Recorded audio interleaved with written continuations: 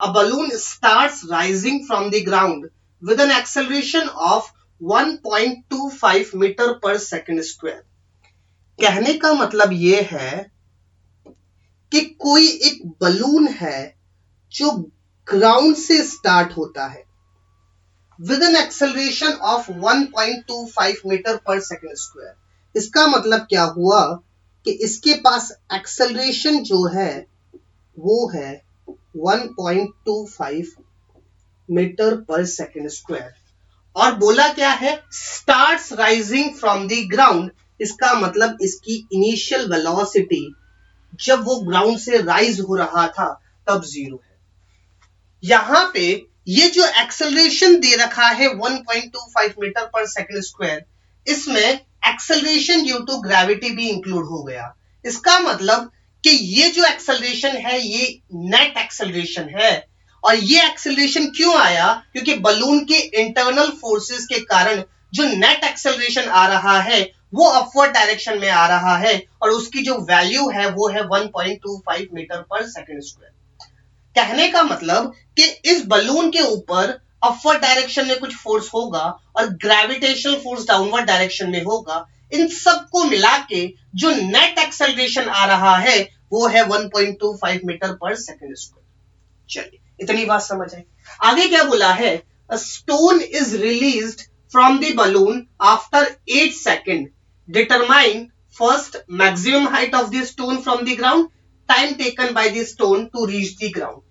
Basic सा फंडा क्या हुआ कि इसकी इनिशियल वेलोसिटी 0 थी और इसके पास नेट एक्सेलरेशन था अपवर्ड डायरेक्शन में 1.25 metre per second square.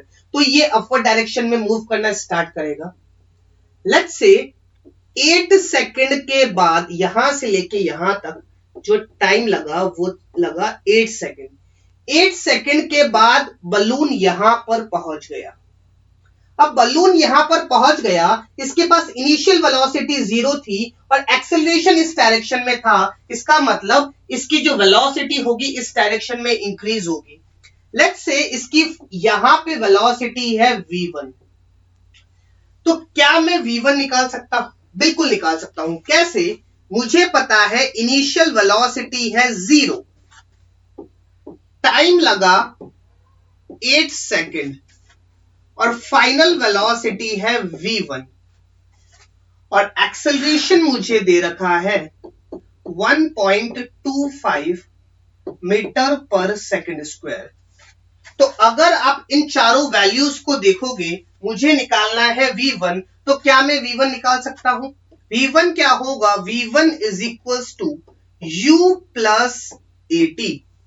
u तो है मेरे पास 0 प्लस a है 1.25 और टाइम है 8 सेकेंड। चलिए, 1.25 इंटू 8 मुझे करना है, तो 1.25 इंटू 8, 8 5 जा 40, 4 8 2 जा 16 प्लस 4 20 और ये 2, 8 1 जा 8 प्लस 2 10 और 2 0 ये। तो 1.25 इंटू 8 कितना हो जाएगा? 10। तो v1 जो निकल के आएगी वो आएगी 10 मीटर पर सेकेंड। इसका मतलब क्या हुआ कि जब ये इस पोजीशन पे पहुंचेगा तो इसकी वेलोसिटी होगी 10 मीटर पर सेकेंड। अब क्या हुआ कि जब 8 सेकंड गुजर गए, एक स्टोन को इससे ड्रॉप किया गया, एक स्टोन को इससे ड्रॉप किया गया। तो जब स्टोन को ड्रॉप किया गया, बलून की वेलोसिटी थी अपवर्ड डायरेक्शन में 10 मीटर पर सेकंड। तो क्या मैं ये बात कह सकता हूं कि इसकी भी वेलोसिटी होगी अपवर्ड डायरेक्शन में 10 मीटर पर सेकंड? चल, मुझसे पूछा है maximum height of the stone from the ground. अब मेरे पास क्या सिचुएशन आई कि यहां से इसको फेंका गया 10 मीटर पर सेकंड, तो यहां से लेट्स से इसकी हाइट है h1, तो क्या मैं h1 निकाल सकता हूं क्या? h1 की वैल्यू क्या होगी? h1 की वैल्यू होगी v1 का स्क्वायर डिवाइडेड बाय 2g, यही होगी। क्यों? क्योंकि यहां से इसकी वेलोसिटी है v1 और यहीं से ही इसकी हाइट है। मैक्सिमम हाइट है h1, तो h1 क्या होगा, v1 का square divided by 2g। v1 है मेरे पास 10, तो 10 का square will be 100 divided by 2 into 10। इससे ये गया 2 1 जा 2 5 जा, तो h1 की जो वैल्यू निकल के आई वो निकल के आई 5 मीटर। तो क्या मेरे फर्स्ट क्वेश्चन का आंसर 5 मीटर हो जाएगा? नहीं।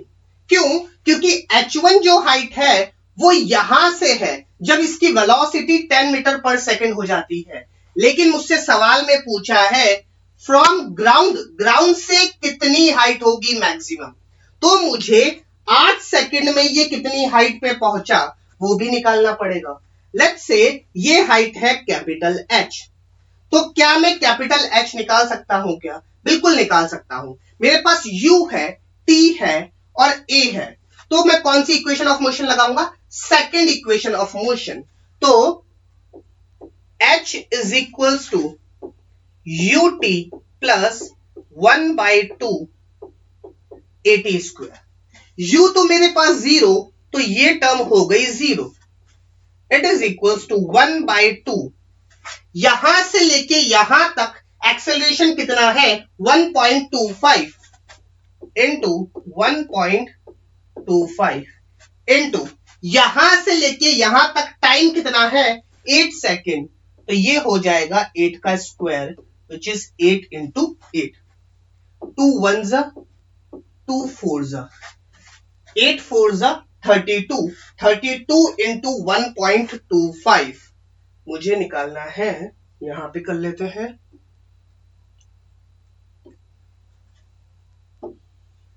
1.25 इंटू 32। चलिए 5 2 जा 10, 1 2 2 जा 4, 5 2 1 जा 2 इंटू 5 3 जा 15, 1 3 2 जा 6, 7 3 1 जा 3, 0 5 5 0 1, 7 plus 2 9 plus 1 10 and again 1, it is 4 and the decimal will come after 2 digits, so it will be 40। so ये हाइट जो निकल के आई वो निकल के आई 40 मीटर। so h की वैल्यू निकल के आई 40 मीटर। तो स्टोन की maximum height from the ground कितनी हो जाएगी, कैपिटल H प्लस H1, तो ये इसकी जो वैल्यू निकल के आएगी वो निकल के आएगी 40 प्लस H1 कितना आया था 5 which is equals to 45 metre. I hope this question is clear. चलिए आगे बढ़ते हैं। सेकेंड पार्ट है time taken by stone to reach the ground. तो इसके लिए डायग्राम को वापस बनाते हैं।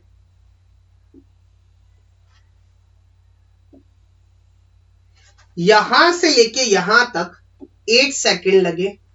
ये जो डिस्टेंस कवर हुआ ये कवर हुआ 40 मीटर। इसके बाद स्टोन की इनिशियल वेलोसिटी थी 10 मीटर पर सेकेंड।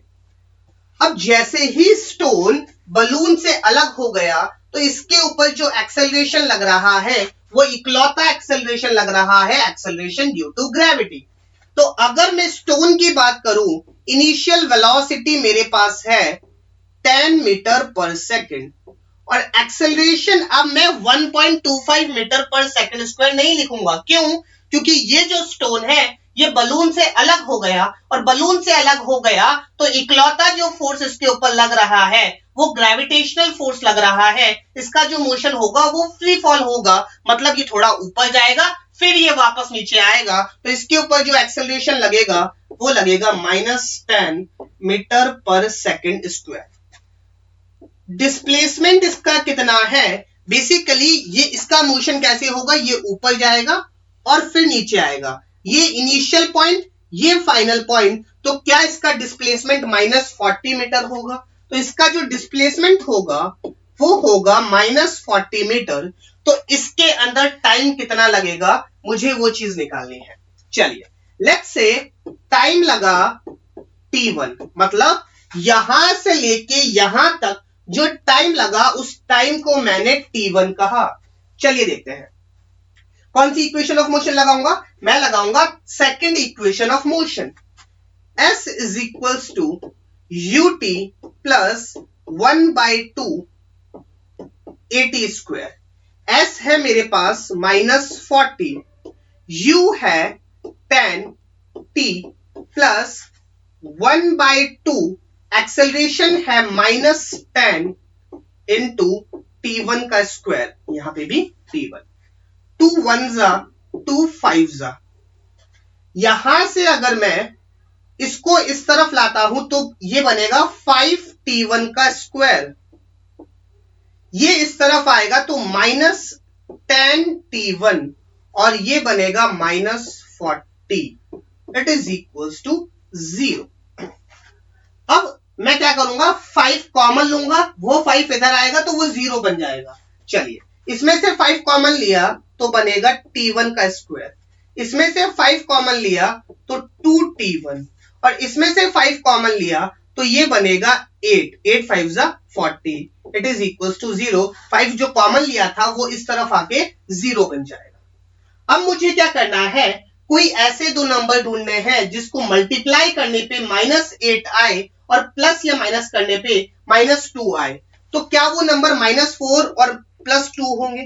तो t1 का square -4t1 plus 2t1 -8 equals to 0। -4 + 2 again -2 बनेगा और -4 और +2 इन दोनों को मल्टीप्लाई करूंगा तो ये -8 बनेगा। t1 कॉमन लिया, t1 -4 प्लस 2 कॉमन लिया, t1 -4 it is equals to 0। तो ये क्या बनेगा, t1 -4 t1 + 2 इक्वल्स टू 0। तो जो t1 की दो वैल्यूज निकल के आई वो निकल के आई, एक तो 4 और एक और t1 की जो वैल्यू निकल के आई वो निकल के आई -2। ये वैल्यू पॉसिबल नहीं है, क्यों? क्योंकि टाइम कभी भी नेगेटिव नहीं हो सकता, तो ये वैल्यू तो पॉसिबल नहीं है। तो यहां से लेके यहां तक जो टाइम लगा वो लगा 4 सेकंड। अब यहां से लेके यहां तक टाइम लगा 4 सेकंड, लेकिन मुझसे तो पूछा है टोटल टाइम, तो 4 सेकंड तो ये और यहां से लेके यहां तक 8 सेकंड और, तो टोटल टाइम जो मेरे पास आएगा 4 + 8 विच इज 12 सेकंड। तो या इसका जो आंसर आ जाएगा वो आ जाएगा 12 second. I hope this question is clear to you. So basic सा फंडा जो हमने यूज किया है सवाल में कि यहां से लेके यहां तक तो नेट एक्सेलरेशन लगा और जैसे ही स्टोन को ड्रॉप किया इसके ऊपर सिर्फ और सिर्फ ग्रेविटेशनल फोर्स लग रहा है, तो एक्सेलरेशन भी एक्सेलरेशन ड्यू टू ग्रेविटी ही आएगा। उसके बाद हमने सारे फंडे को चेक किया। एक और चीज जहां पे आप गलत हो सकते हो या फिर मिस्टेक कर सकते हो वो ये कि आप हाइट सिर्फ h1 निकाल के आंसर दे दो, जबकि नेट हाइट ग्राउंड से पूछी है तो आपको कैपिटल H भी निकालनी पड़ेगी विच इज अवर 40 मीटर। तो इसका आंसर 5 मीटर ना करके 45 मीटर करना है आपको एग्जाम में। ओके, चलिए।